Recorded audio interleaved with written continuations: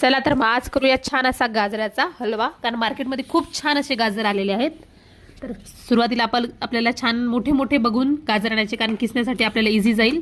तर ते छान ग्रेटरनी छान किसून घ्यायचे. अशा प्रकारे छान किसून घेतले मी. लगेच त्यामध्ये आपल्याला लागणारे साहित्य म्हणजे ड्रायफ्रुट्स, काजू आणि बदाम. त्यामध्ये माझं बाळ बघा कसं मध्ये मध्ये करतंय, तर याच्या साहाय्याने मी छान त्याचे काप करून घेतले, अगदी सोप्या पद्धतीने. खूप क्विक झालं. तर चला तर मग आता करूया आपण गाजराचा हलवा. तर त्यासाठी प्रथमतः मी कढई ठेवली. कढईमध्ये छानपैकी तूप टाकलं आणि तुपामध्ये जे ड्रायफ्रुट्स आहेत आणि काजू बदाम ते स्पेशली छानपैकी फ्राय करून घेतले थोडेसे.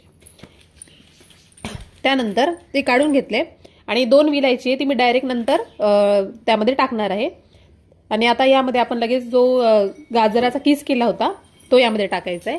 बऱ्याच व्हिडिओमध्ये मी बघितलं की कुकरमध्ये करतात, पण ॲक्च्युअलमध्ये ना गाजराच्या हलव्याची जी टेस्ट आहे ती कुकरमध्ये मला तरी नाही वाटत योग्य, कारण तो खूप गाळ शिजला पण जातो. त्याची जी ॲक्च्युअल टेस्ट आहे ती नाही येत. त्यामुळे आपला पारंपरिक आणि एकदम छान असा दिसणारा दाणेदार गाजराचा हलवा हा असाच होतो. त्यानंतर तो आपल्या चवीनुसार जेवढा मीडियम असा गोड असेल तेव्हा 2-2.5 चमचे साखर त्यामध्ये टाकायची. आणि तुम्ही बघू शकता कलर बघा अजिबात चेंज झालेला नाही, उलट अजून छान असा लालसर दाट असा कलर येतोय. आणि दूध हा तुम्ही स्किप सुद्धा करू शकता. तरी पण मी थोडंसं, म्हणजे एवढं पण नाही जास्त, पण 2-2.5 चमचे मी दूध पण त्यामध्ये टाकले. दुधाने काय होतं, तो एकदम असा सॉफ्ट लागतो गाजराचा हलवा.